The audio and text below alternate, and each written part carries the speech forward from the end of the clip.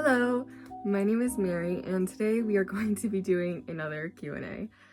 I know I haven't really put out any interesting or new or fun videos, and for that I sincerely apologize. I actually have been very busy getting surgeries done.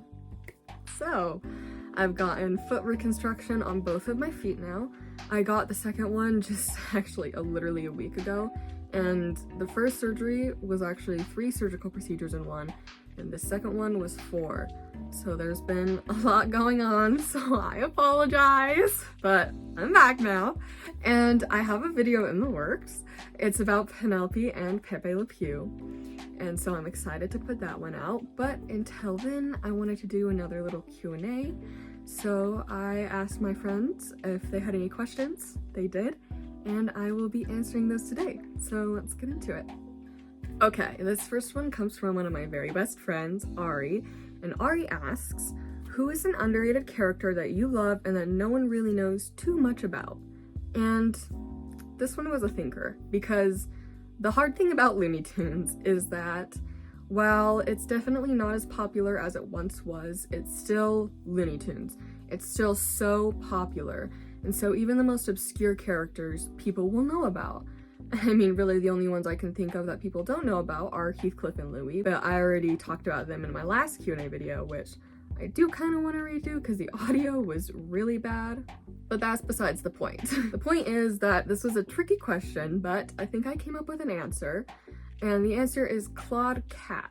Now, I know some of you might be hearing that and you're like, Claude Cat? Are you kidding me? Everybody knows Claude Cat. Yeah, I know. Hear me out though. He just borders the cusp of known and unknown, in my opinion, because he has like no merch, and even characters like Beaky Buzzard, they have merch. I have a Beaky Buzzard plushie. So, do you get what I'm saying? Like, he's unknown enough to where I think he counts for this question. Now, Claude Cat first appeared in 1943 in the episode The Aristocat, although he looked very different. I mean, very different. He looked kind of like a Sylvester. He was Tuxedo Cat. So you may be more familiar with his design in 1949, The Mouse Wreckers. That was his first episode where he had his current design that we're all familiar with, that we all know and love, so that's probably what you're thinking of. Now, I love Claude Cat for a multitude of reasons, one of which is he's a hypochondriac, and I think that's hilarious. I mean, there's literally an episode called The Hypochondriac Cat, and it's one of my favorite Looney Tunes episodes ever. And to go along with that, I think his relationship and just the way he interacts with Hubie and Bertie is so funny. It's so weird and strange, and they have the oddest friendship, if you can even call it that, and it's just so fascinating, and I love them so much. I think they are absolutely hilarious. I love all 3 of them together, and I love Claude Cat. He is so adorable, he's so funny, and so that's my answer. I wish more people knew about Claude Cat, and to add on to that, I wish more people cared about Claude Cat. Next question also comes from Ari, and it is, what are some of your most wanted Looney Tunes items you don't have yet?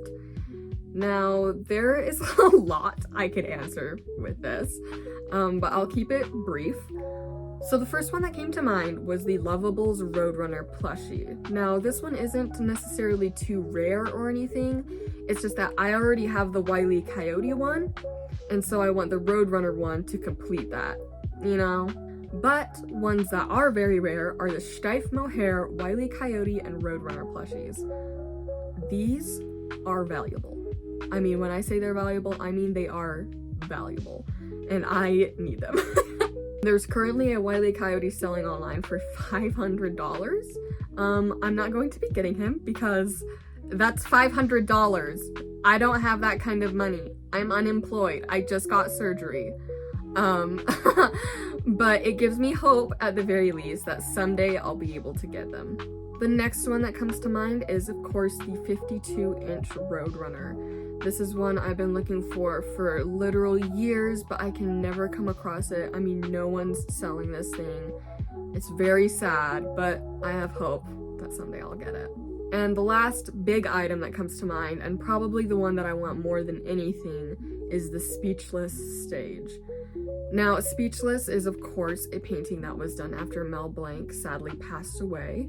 And if you don't know who Mel Blanc is, then pick up a book. He's the best person who ever walked this earth. I'm not even joking. But the Speechless stage was made based off of that painting as a 3D stage. And of course, I'll put a picture up so you know what on earth I'm talking about. And there were only, I believe, 250 pieces made.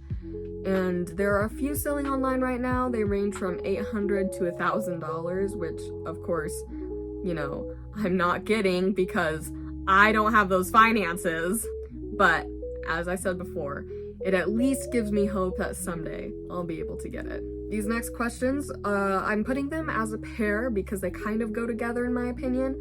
They come from one of my other very best friends, Robin. And the two questions are, A, is there Looney Tunes creepypasta? And B, is there any Looney Tunes lost media? And I really liked these questions. I thought they were really interesting and fascinating because the answer is, I don't know. I mean, the best I can tell you is that probably. I mean, as for the creepypasta, there more than likely is because, I mean, come on, it's Looney Tunes. Looney Tunes is so popular. Everybody knows Looney Tunes, and there's creepypasta made of everything, so I guarantee you'll be able to find some if you look hard enough. But as for the lost media, I am not well versed in lost media, I'll be honest. I love horror. I mean, I literally have seen so many horror movies. My letterboxd is crazy. And I love watching horror videos. You know, I love watching videos about lost media. I think it's so fascinating. But to tell you the truth, I don't actually know a whole lot about it. And so even though I know a lot about Looney Tunes, that's a subgenre that I just am not well versed in. So I sadly do not have an answer for that. But if any of you have an answer to that, I would love to hear it. Next, my friend Pigeon asked, what's the most obscure Looney Tunes fact you know? And this one sort of was hard for the same reason that the first question was hard, in the sense that Looney Tunes is so well known, and so I feel like people know everything about it already. So I picked a few answers of ones that I feel like just border that cusp of obscure enough. My first fun fact is that the very first original voice actor for Porky Pig, Joe Dougherty, I'm hoping I'm pronouncing that right, actually had a stutter himself. And I mean, it was a pretty bad stutter because, you know, he voiced Porky Pig. And so for additional lines, they would bring in Count Cotelli because, I mean, the audio was already so long because of his stuttering. And so they had to do what they had to do. But I think that's a really fun fact, is that Porky Pig's original voice actor, he himself did have a stutter. And also that Mel Blanc was not his original voice actor, because Mel Blanc was most of Looney Tunes' original voice actors, so pretty neat. Speaking of Mel Blanc, I think this one is so cool. I learned this, I'm pretty sure, in his documentary, which everybody should watch, by the way. That man was quite literally built different. And I mean that in a literal sense. His vocal cords were built different.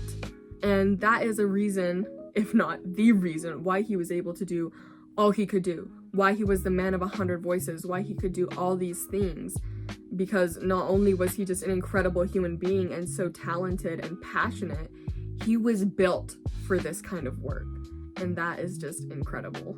And my third fun fact is that Tweety Bird is a Scorpio, just like me.